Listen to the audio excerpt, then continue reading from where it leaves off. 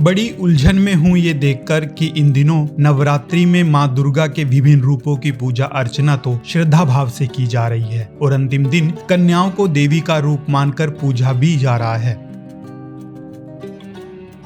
लेकिन बाकी दिनों में जन्म देने वाली माँ, बहन, बेटी, पत्नी और नारी का हर वो रूप जिसमें स्वयं दुर्गा वास करती है, उसका तिरस्कार करने में ये समाज कोई कसर नहीं छोड़ रहा।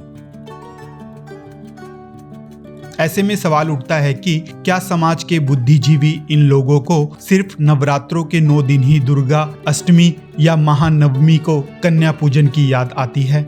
इसके बाद इन सब के साथ क्या होता है ये सब भली बात ही जानते हैं। कोई नवजात कन्याओं को कूड़े के ढेर में फेंक देता है तो कोई गला दबाकर मार देता है, और ये सब इसलिए होता है क्योंकि आज भी बेटियों को ये समाज बोझ समझता है।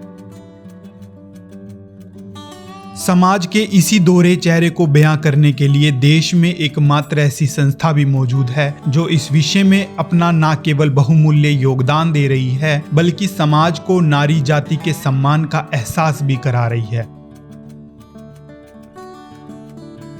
हम बात कर रहे हैं सर्वधर्म संगम डेरा सच्चा सौदा सिरसा हरियाणा की। कहते हैं भगवान के रूप में एक संत ही है जो किसी की पीड़ा, दर्द, दुख को महसूस कर सकता है। देश में दम तोड़ती बेटियों की पुकार भी ऐसे ही एक महान संत ने सुनी, जिसे आज पूरा विश्व डेरा सच्चा सौदा के पूज्य गुरु संत डॉक्टर गुरमीत राम रहीम सिंह जी इंसा के नाम से जानता है।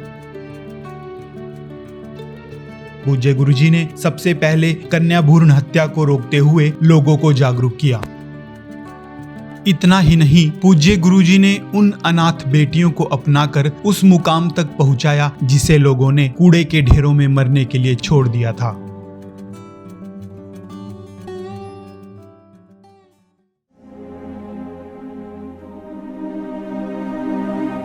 आप अपने आप को मर्द कहलाते हो, अरे लानते सी मर्दानगी पे जो अपने हाथों से अपनी बेटी के टुकड़े करवाते हैं।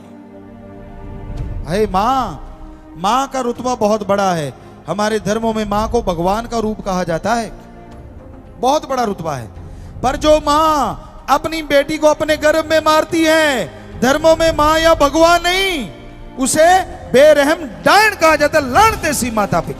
अगर आपके बेटियां ज्यादा हैं, आप कहते कि जी हमारे तो हम तो पाल पोस नहीं सकेंगे, तो बेटी आप हमें दे दें। वहाँ हमने शाही बेटियां बसेरा ऐसा एक घर बनाया है जिसमें हमारे पास 20 बेटियां आ चुकी हैं।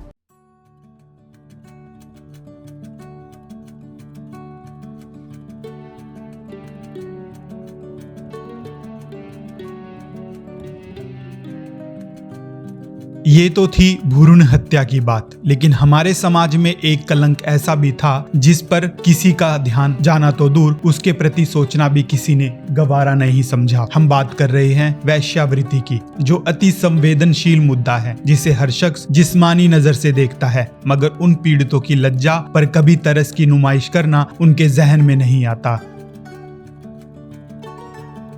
कोई बहन, बेटी, माँ जन्म से वैश्या नहीं बनती। उसके हालात, उसकी परिस्थितियां उसे मजबूर कर देती हैं। इन वैश्याओं के दर्द और पीड़ा को दूर करने पर भाषण तो आपको जरूर सुनने को मिल जाएंगे, लेकिन उनके जीवन पर लगे धब्बों को किसी ने साफ करने की जहमत नहीं उठाई। ऐसे में उम्मीद की किरण बनकर सामने आए पूज्य गुरु संत डॉक्टर गुरमीत राम रहीम सिंह जी इंसा।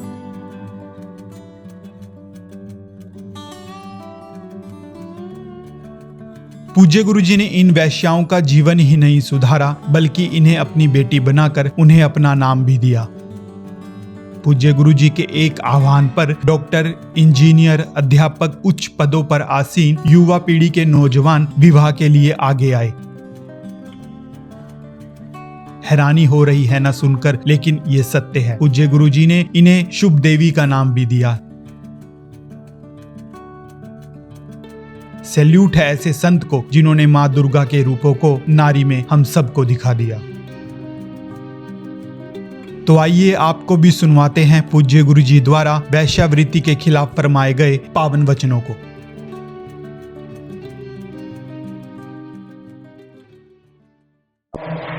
ऐसे नौजवान जो वैश्यों से शादी करवाने को तैयार हैं, इंजीनियर, डॉक्टर, MA, MCA, पढ़े लिखे अच्छी नौकरी में फॉरेन कंट्री में रहने वाले, उस देश के नागरिक वो तक वैश्यों से शादी करवाने को 1481 लगभग 1500 बच्चे तैयार हैं। 11 शादियां हो चुकी हैं। तो जो वैश्यावृत्ति में लिप्त लड़कियां हैं उनसे हाथ जोड़ के हमारी गुजारिश, हाथ जोड़ के विनती है कि वो आए, इस गंदगी से बाहर आए। ये जिंदगी में आपको सपने सुहाने लगते हैं, लेकिन जैसे अधेड़ अवस्था आएगी नरक से बदतर आपकी जिंदगी बन जाएगी। कोई पहचानेगा नहीं, कोई पूछेगा नहीं। सच कहूं कि ये स्टोरी हमारे दर्शकों को कैसी लगी हमें कमेंट बॉक्स में जरूर बताएं और पूज्य गुरुजी द्वारा नारी जाति के लिए किए गए महान कार्य को लेकर अपने विचार हमारे साथ साझा करें। इस खबर को ज्यादा से ज्यादा शेयर करें और जिन्होंने अभी तक सच कहूं चैनल को सब्सक्राइब नहीं किया है वो तुरंत कर लें।